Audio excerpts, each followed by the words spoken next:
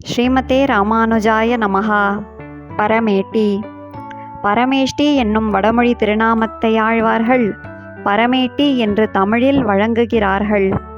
பெரியாழ்வார் பல்லாண்டென்று பவித்திரனை பரமேட்டியை என்கிறார். மிகவும் உயர்ந்த இடமான பரமபதத்தில் எழுந்தருளியிருப்பவனாதலால் அவனை பரமேட்டி என்கிறார். அவனுக்கு எந்த குறையும் ஏற்படாமலிருக்க பல்லாண்டு கூறி அவனை வாழ்த்துகிறார் பெரியாழ்வார். பரமேட்டி தன் பாதமே என்று நம்மாழ்வார் திருக்கண்ணபுரத்து எம்பெருமானை பற்றி பாடுகிறார்.